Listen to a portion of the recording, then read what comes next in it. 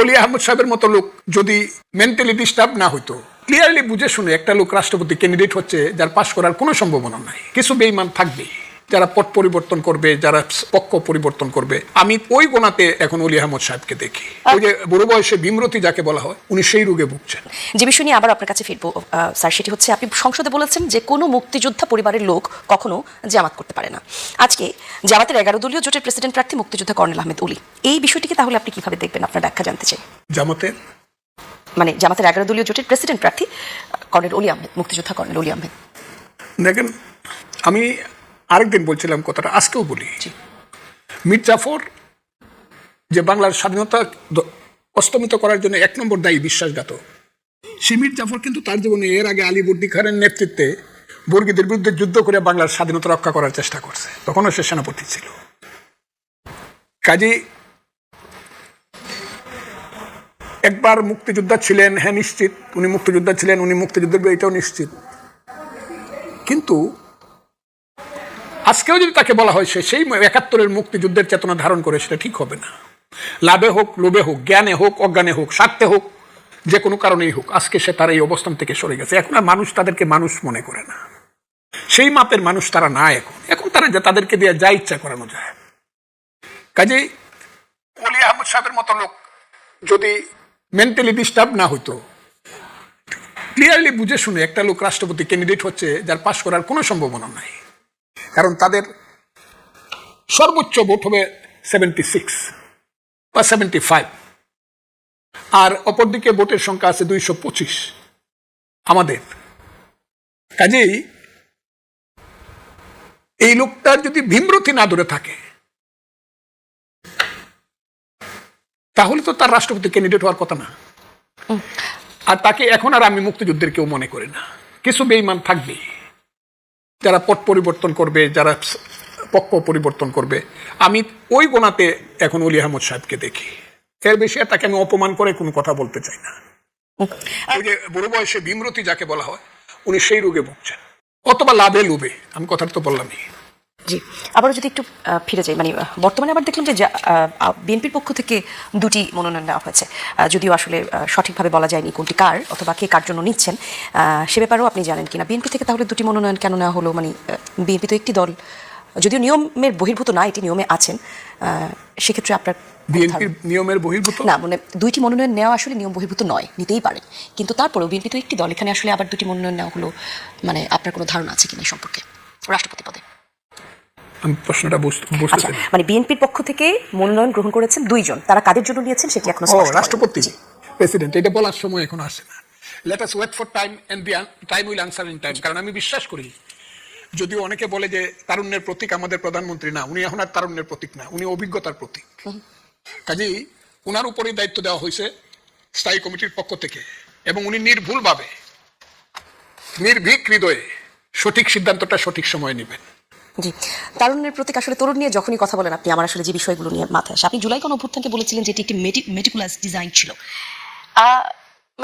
এই বিষয়টি আসলে আপনি এখনো বলছেন বিভিন্ন জায়গায়, আমি দেখছি কিছুদিন আগেও আপনি একটা জায়গায় বলেছেন যে জুলাই গণঅভ্যুত্থান একটি মেটিকুলাস ডিজাইন ছিল। একই সাথে আমি বলি না কথাটা, যিনি জুলাই গণঅভ্যুত্থানের পরে যিনি রাষ্ট্র পরিচালনার দায়িত্ব পেয়েছিলেন, প্রধান উপদেষ্টা জনাব ইউনূস সাহেব কথাটা বলছেন মেটিকুলাস, আমি ওইটা বলছি। এবং এটা পরে প্রমাণিত হয়েছে যে এটা একটা চক্রান্তের, তাদের দিক থেকে একটা চক্রান্তের ফসল, পাবলিকের দিক থেকে বা বিএনপির দিক থেকে না, তাদের দিক থেকে এটা চক্রান্ত ছিল। উনি, জামাতে ইসলাম, এনসিপির এইসব ছেলেপেলেরা আর যত আন্ডা বাচ্চা যা আছে, স্বাধীনতা বিরোধী শক্তির আন্ডা বাচ্চা যারা, সব একসাথে ছিলেন, এটা বিএনপি না।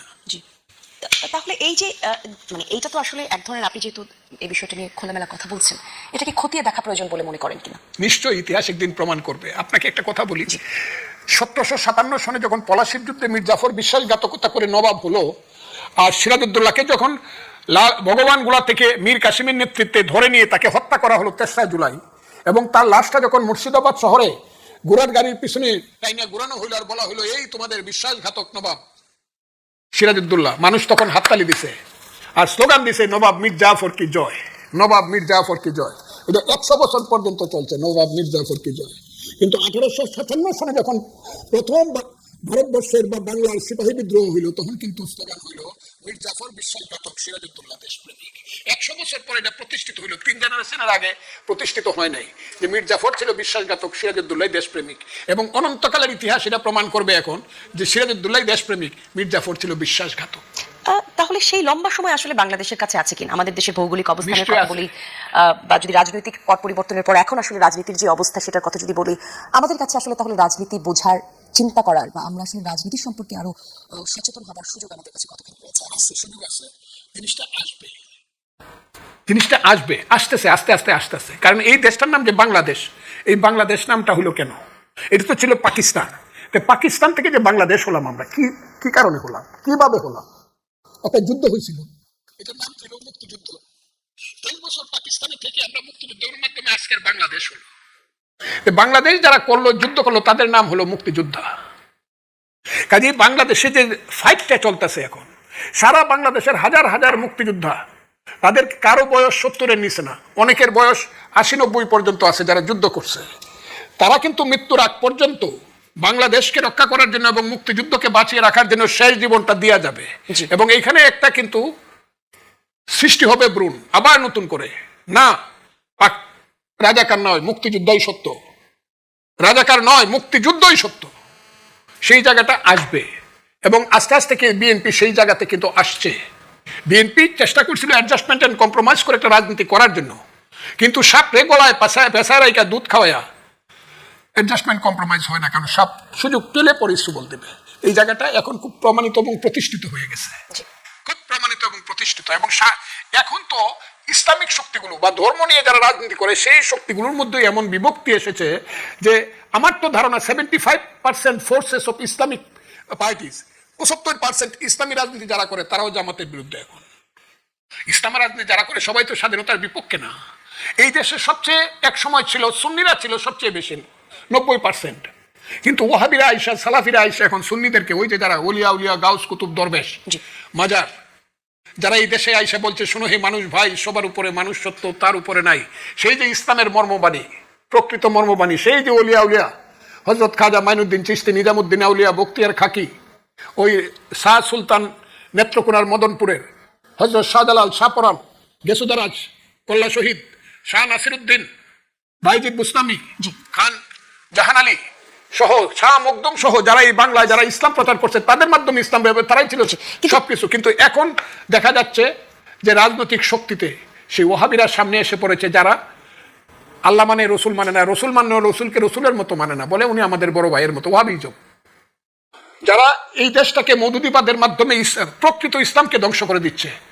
কিন্তু একটা সময় আসবে, দুইটা জিনিস দাঁড়াবে দেশে, একটা হলো মুক্তিযুদ্ধের পক্ষে শক্তি দাঁড়াবে, আর ধর্মের পক্ষে দাঁড়াবে এই দেশে আহলে সুন্নাতুল জামাত বা সরকার আসলে এই বিষয়গুলো নিয়ে কতখানি সচেতন, সুফিজম যাকে বলে, ওইটা দাঁড়াবে ধর্মের পক্ষে, আমি বললাম দেখবেন। হ্যাঁ, কিন্তু এখানেই প্রশ্ন আসলে সরকার এই বিষয়গুলো নিয়ে কতটা সচেতন। প্রথম প্রশ্ন, আপনি যেমনটা বললেন যে জামাতের ভিতরে অনেক জামাতের লোকজনই তাদের আদর্শ যেটা সেটা আসলে বিশ্বাস করতে চায় না, বা হয়তো মুক্তিযুদ্ধের বিপক্ষে তারা দাঁড়াতে চায় না। ঠিক একইভাবে আমরা শুনি যে বিএনপির মধ্যে অসংখ্য লোক আছে যারা আসলে জামাতি চিন্তা ভাবনার ধারণা করেন, তারা বিএনপিতে গুজে আছেন, বসে আছেন।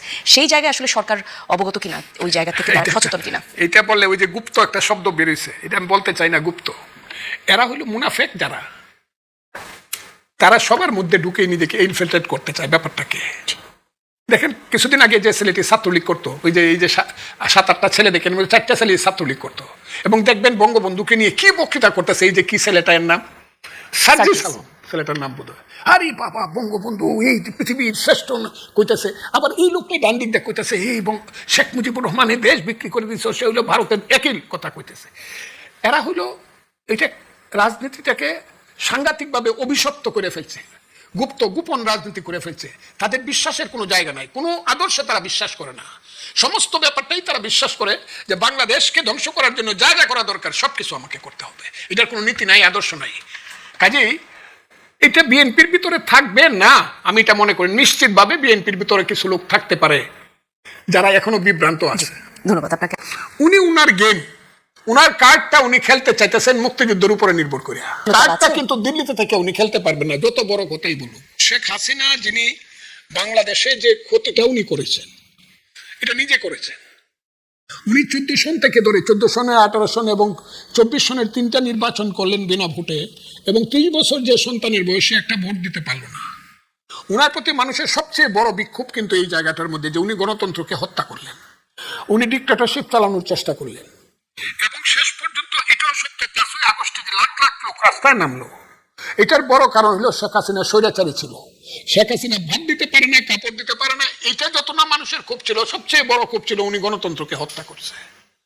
উনি এখন যে চান্সটা নিতে চাইতেছে, ওই যে দূরে থেকে কথা বলা, চেহারা না দেখানো, ওই ব্যাপারে আমি কিছু বলবো না। আমি শুধু এই ব্যাপারটা বলবো, উনি উনার গেম, উনার কার্ডটা উনি খেলতে চাইতেছেন মুক্তিযুদ্ধের উপরে নির্ভর করে, যে শেখ হাসিনার পপুলারিটি আছে কিনা এটা জনগণ বিচার করবে। শেখ হাসিনার যে হাইব্রিডদের কোনো জনপ্রিয়তা নাই, এখানে আসলে পরে তারা বুঝতে পারবে তারা সব পালাইছে, তাদের কোনো জনপ্রিয়তা নাই। ঢাকা দিল্লির সম্পর্ক নিয়ে বহির্বিশ্ব থেকে শুরু করে বাংলাদেশের রাজনীতি যারা করেন তারাও এক ধরনের মতামত রাখছেন, শঙ্কিত, চিন্তা করছেন এই জায়গাটায়। ঢাকা দিল্লির সম্পর্কে ব্রিক্স সম্মেলনে প্রধানমন্ত্রী না যাওয়া প্রায় নিশ্চিত, আজকে এটা প্রথম আলো চেপেছে। একটু বলবেন যে মানে কিছুদিন আগে অর্থাৎ 5ই আগস্টে সংবাদ সম্মেলনে সাবেক প্রধানমন্ত্রী আসলেন, মুখ দেখালেন না, তিনি আবার বললেন যে বিজয়ের মাসে তিনি দেশে ফিরবেন। একই সাথে এই যে সেই ঘটনারই হয়তো বা একটা রেশ হতে পারে প্রধানমন্ত্রী যে ব্রিক্স সম্মেলনে যাচ্ছেন না, ধারণা করছেন রাজনীতি বিশ্লেষকরা। আপনার কি মনে হয়, আপনার মতামত একটু জানতে চাই এই জায়গাটাতে। আমি কথাগুলো বললে, সত্য কথাগুলো বললে অনেকেই কষ্ট পাবে। আমি একটা কথা বলি, শেখ হাসিনা যিনি বাংলাদেশে যে ক্ষতিটা উনি করেছেন, এটা নিজে করেছেন।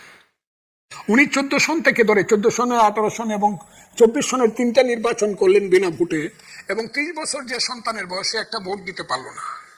ওনার প্রতি মানুষের সবচেয়ে বড় বিক্ষোভ কিন্তু এই জায়গাটার মধ্যে যে উনি গণতন্ত্রকে হত্যা করলেন, উনি ডিক্টেটরশিপ চালানোর চেষ্টা করলেন, এবং শেষ পর্যন্ত এটাও সত্য 5ই আগস্টে যে লাখ লাখ লোক রাস্তায় নামলো, এটার বড় কারণ হলো শেখ হাসিনা স্বৈরাচারী ছিল। শেখ হাসিনা ভাত দিতে পারে না, কাপড় দিতে পারে না, এটা যত না মানুষের ক্ষোভ ছিল, সবচেয়ে বড় ক্ষোভ ছিল উনি গণতন্ত্রকে হত্যা করছে। উনি এখন যে চান্সটা নিতে চাইতেছে, ওই যে দূরে থেকে কথা বলা, চেহারা না দেখানো, ওই ব্যাপারে আমি কিছু বলবো না। আমি শুধু এই ব্যাপারটা বলবো, উনি উনার গেম, উনার কার্ডটা উনি খেলতে চাইতেছেন মুক্তিযুদ্ধের উপরে নির্ভর করে, যে শেখ হাসিনার পপুলারিটি আছে কিনা এটা জনগণ বিচার করবে।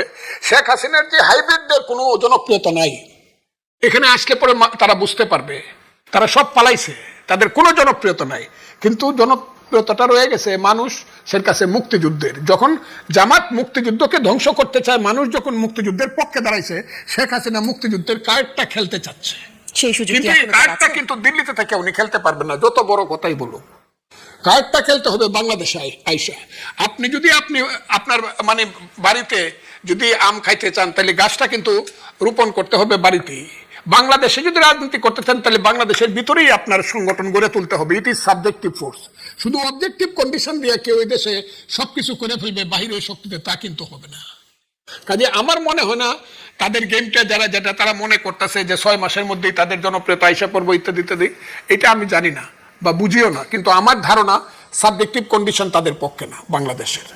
সেক্ষেত্রে তাহলে সরকারের পক্ষ থেকে কেন কোনো ব্যবস্থা নেওয়া হচ্ছে না, সমালোচনা করা হয় না? আমরা দেখি সংসদে খুবই ভালো সম্পর্ক দুই দলের মধ্যে, তারা যেটা বলেন আমরা দেখি দুই দলই আসলে সুন্দর সামঞ্জস্যপূর্ণ কথা বলেন।